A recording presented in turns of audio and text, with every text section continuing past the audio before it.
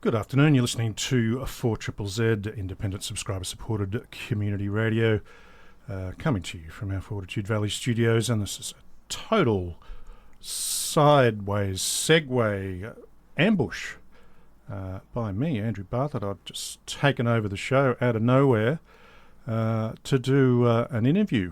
Thanks very much to Judy for letting us do that, and really pleased to have in the studio Brisbane legend, I think we can very safely say that, Lindy Morrison. Wonderful to have you here. Thanks for coming in. Well, that's very kind of you, Andrew.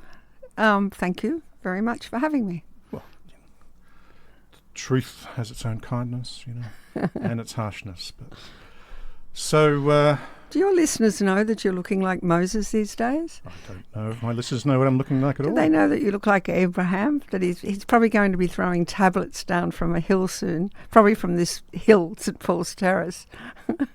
Oh, pearls of wisdom, I prefer to think them all out through the airwaves. But and this is the first time you've been to these Triple Z studios ever, or you must have been here once upon a time? Yeah, maybe. I think so.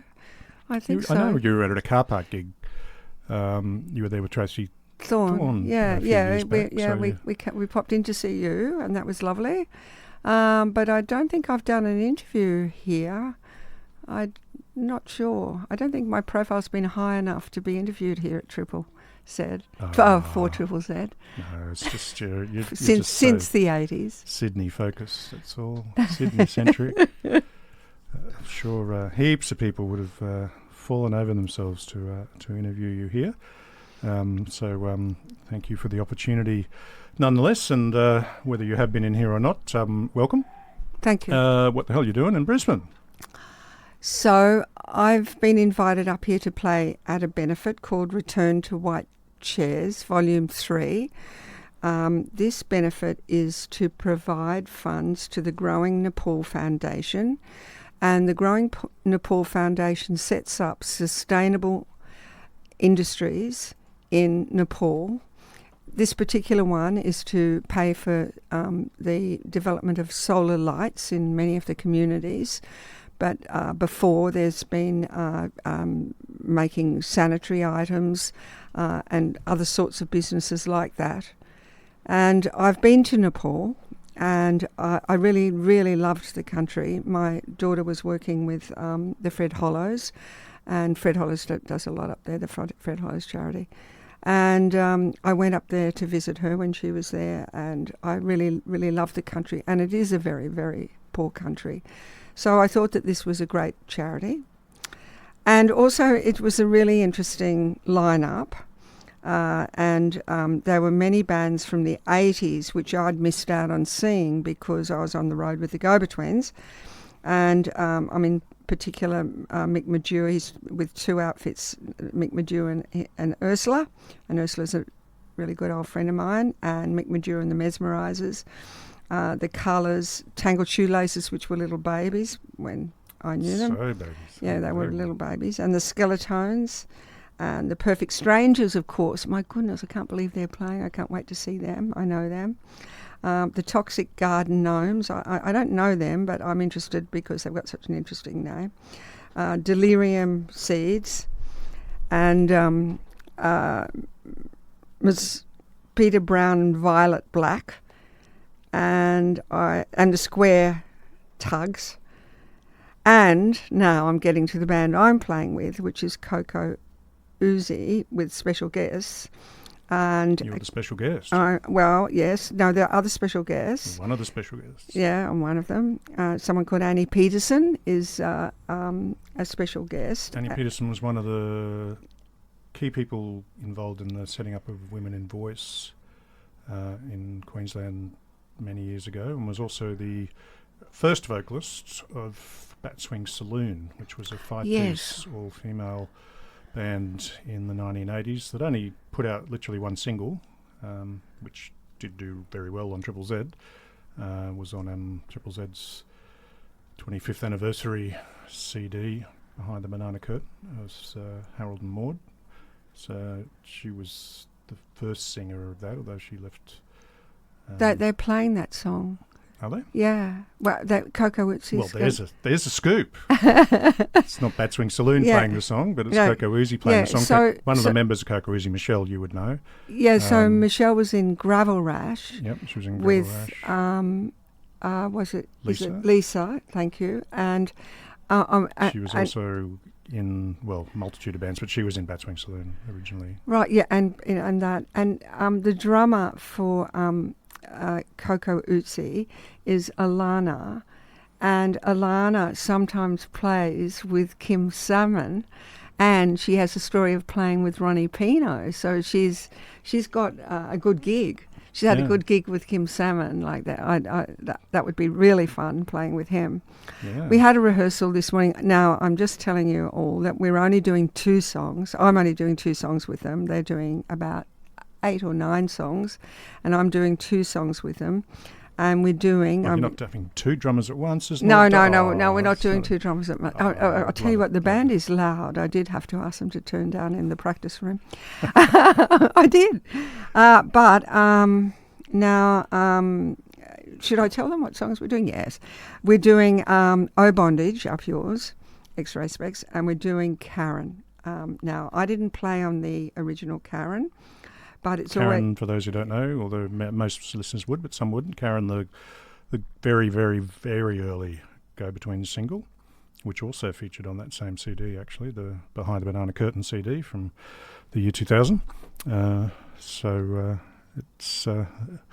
2-chord special. Yeah, it is a 2-chord special, and it's a very poignant song, I think. And I was explaining it to the women as we rehearsed, how it's, about a man just pining to, find living in Brisbane and not being able to find the right sort of woman, because, of course, he was looking for a woman in a library who stands alone like a nun does.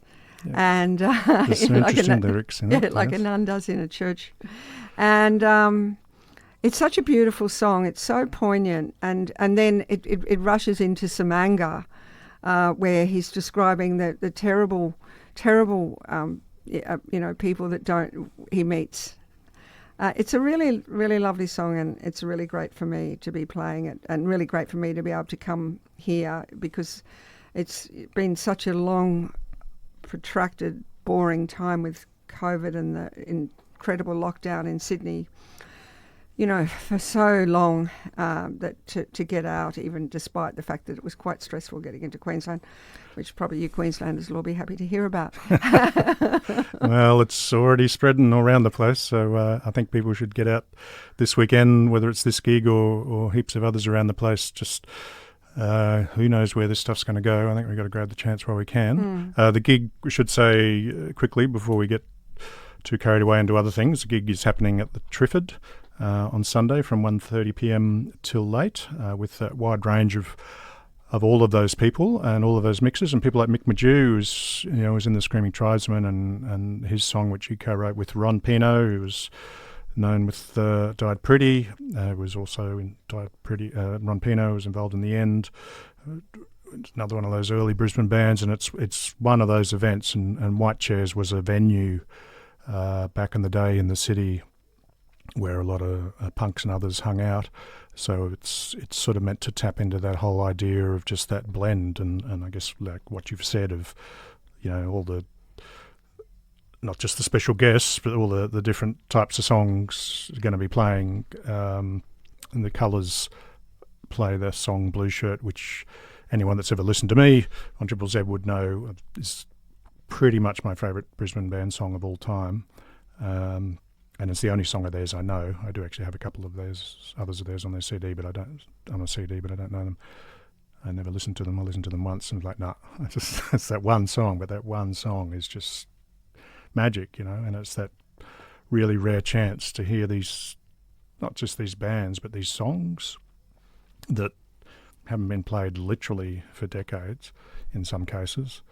And people like Mick Magew and others coming. I mean, Mick Magew's still been performing all this time, so it's not like he's, appearing back out of nowhere. But the linkages back, I guess, to all that history is part of what's special about the gig as well. So and your presence there is a pretty big thing. Probably should talk a tiny bit about your history and a bit about what you're doing now, but we probably should, in between all that, go to a song, I think, rather than talk for too long without a song. But this song could help with the history. Go-Betweens,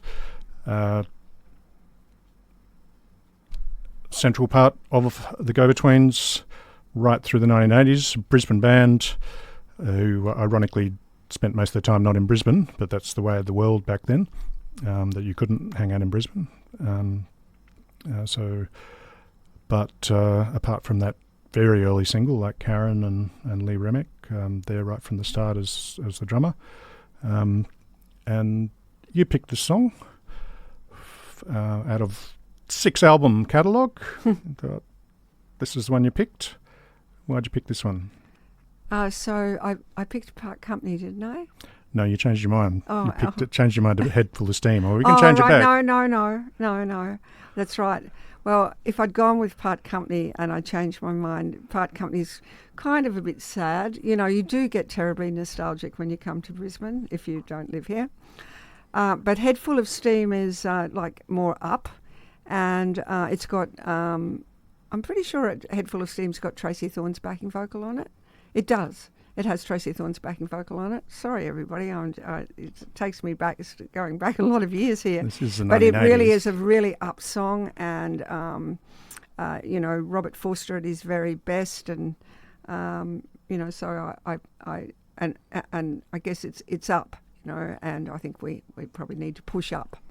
Need a bit of upness since 1975, with the support of the community, subscribers, supporters over all of that period of time, and we're doing a bit of a dive back into the history at the moment, talking with Lindy Morrison, drummer of the Go-Betweens, across 6 albums worth.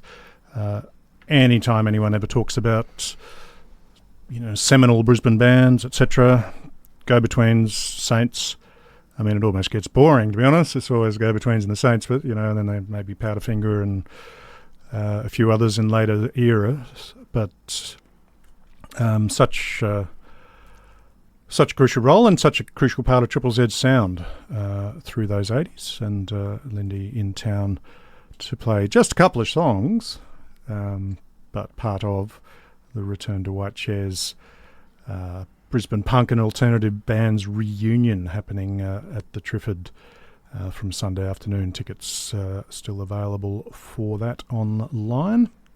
So that was Tracy Thorn doing the backing vocals on Head Full of Steam. Yeah. So that song you just heard, Head Full of Steam, from the 4th album, Liberty Bell and the Black Diamond Express, and Tracy Thorn, vocalist from Everything But the Girl, who you formed a strong friendship with, and actually wrote a book about you. Well, about the two of you. Yeah, about both of us, yeah. Our friendship. Yes, I brought her to Brisbane when she came out to go through my archives. When she left my place, my study was just filled with boxes and boxes of all over the floor. But I brought her up to Brisbane, and actually I was talking at that big conference you have every year. It was a big sound, yeah. Big sound. This was pre-COVID. Yeah, pre-COVID, yeah. So I brought her up here. It's the final one before COVID, actually, so it would have been the last one. So to show her places and give her a bit of a feel for the town, and that was kind of fun, and not fun, but as I said, it is always a lot of nostalgia in coming back to Brisbane. Well, tell us a tiny bit about it. I mean, we don't dive in, go on forever and ever and ever, but you were born here, you grew up here, went to school here, studied at University of Queensland, early parts of the social work department there, and your significant early experiences with the Aboriginal Legal Service. Aboriginal Legal Service, first one set up in Australia by the Whitlam government. That was my first social work, my final year placement and my first job. It was a very big experience, life-changing experience, really, to travel around Queensland and visit all the communities and see racism that existed through the eyes of the Indigenous people that I was working with and travelling with and representing in all sorts of situations really changed me. It's when you're travelling with Aboriginal people and with an Aboriginal organisation, and I think, in some of the what was that term you used to use, but I'm thinking of Sam Watson, the late great Sam Watson, and he used to talk about because there were particular pubs and the cops would just target them. Yeah, well, we used to go out on pig patrol. Pig patrol. Yeah, pig patrol at 10 o'clock every night.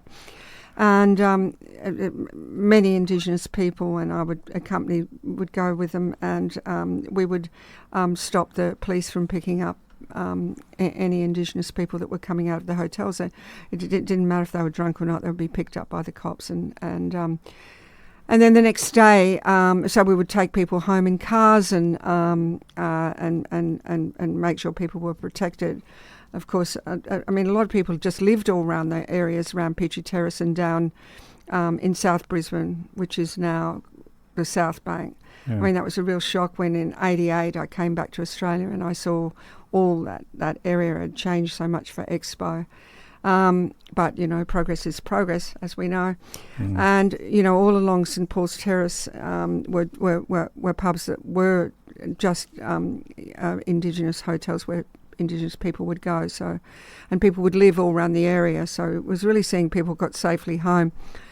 If people were picked up the next day at the legal service, we would go to the courts, the magistrates' courts, and we'd ask for bail, and then sort out a legal representation for them when they went further forward, because there were lawyers working in the Aboriginal Islands. Of course, there still are now. Yeah, so that was that, Andrew, and of course I moved out of that eventually and moved into acting, and with the Popular Theatre Troupe and the Grin and Tonic Theatre Troupe. And then, of course, I was playing drums, but moved across to drums, first with Zero, with a Z, and then into the Go-Betweens. And all went on from there. Mm-hmm. Maybe not overdo the Go-Between story, because it's been done a lot, and there's a whole damn movie about it. I do find it really boring to talk about. So well, you did that whole movie. What's it called again? Right Here, the Story of the Go-Betweens. Yeah. Umbrella Productions. So anyone that wants to look up more about the Go-Betweens, they can look up that, and hopefully there'll be an extended version DVD come out sometime. Yeah, no, don't watch the ABC version, because they chopped out 45 minutes and my very, very best lines, my funniest lines. I know I don't sound like a stand-up today, but in that movie I'm a bit like a stand-up. When you're funny, you're very funny. I know. I'm not funny today. No. Well, we'll let others judge that. But there's very well documented and tossed around history around that. But there's so many other things about you, of course. That social work aspect to you.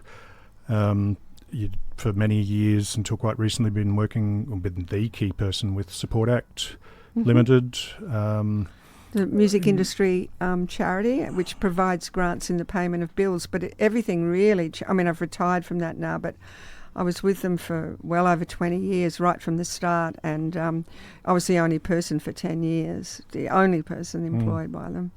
On only, sometimes for the first few years, 3 hours, then 5 hours. But with COVID, and I'm sure if most of you would know it, I only hope that you do, that you can apply for a grant if you were affected by COVID. The federal government gave many, many millions of dollars to Support Act, and that's distributed to music workers, so crew, anyone working in the industry, not just musicians. And you've been a board member of PPCA. PPCA. And I'm standing down at the end of this year, and I've just written my farewell letter.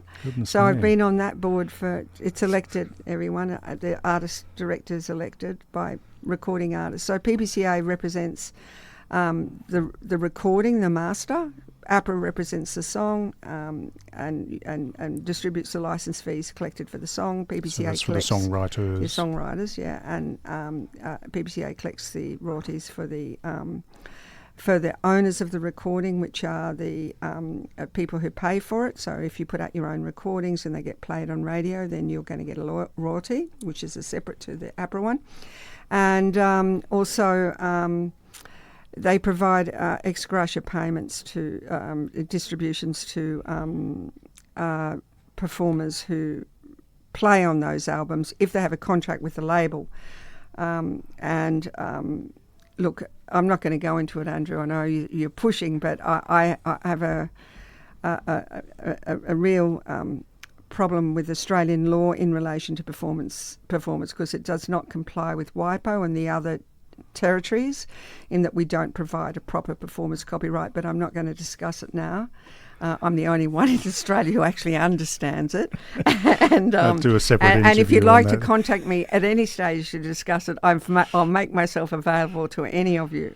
So just message me on Facebook and say you're interested in discussing performance copyright, and I will be in touch with you. And it's particularly relevant for performers and recording artists. Don't want to go on a big thing about how drummers are hard done by, but people who generally are less likely to get songwriting people credits. Who don't write songs, don't get the songwriting credits, which who don't. You can tell me to piss off if you want, but like Cattle and Cane, just to use that one example. I mean, sure, derived from Grant and a magnificent song, Grant McLennan, and many people say the best go-between song and on all those lists of best Australian songs of all time and all that stuff.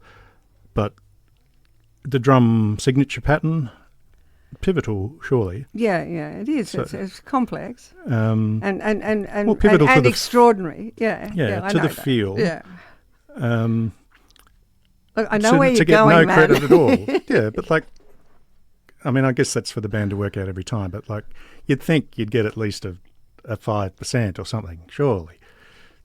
Well, no, you don't. And if in the other territories like Canada and the UK and the US is a bit more complicated, and European territories, they have a performance copyright where you receive a royalty for that performance. Yes, but so.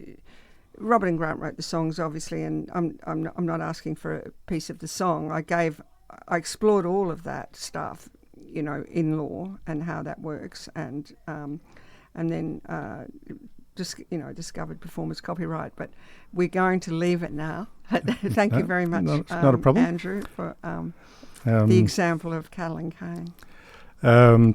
Before we wind up, and we're talking with Lindy Morrison. Drummer with the Go-Betweens for many years, also with Cleopatra Wong, also, as you mentioned, board member of the PPCA. I just don't know what PPCA stands for. But the performers. Phonographic Performance Company of Australia. Phonograms were the first devices that played recorded music. And that's when they introduced, took quite a while to introduce a copyright in the master recording. Because I just want to explain why. Because we all know what a song is and how unique and why that's a piece of intellectual property, why it's an original piece of creation, right? We understand a song. But a version of a song is just as unique. There are many, many different versions of Radiohead's Creep, for instance. And what makes it unique is how, when it's recorded, the musicians who are recording it, the studio that it's recorded in, the way the mics are placed, the software that's used, the desks that's used, everything makes it a unique piece of intellectual property. And that's why the sound recording is a piece of copyright on its own. Also the original and very long-standing social worker with Sport Act Limited for artists, and I know the Skeletones, one of the bands that are playing this weekend at Return to White Chairs, one of their original members was somebody that was looking to get some support from Support Act some years ago.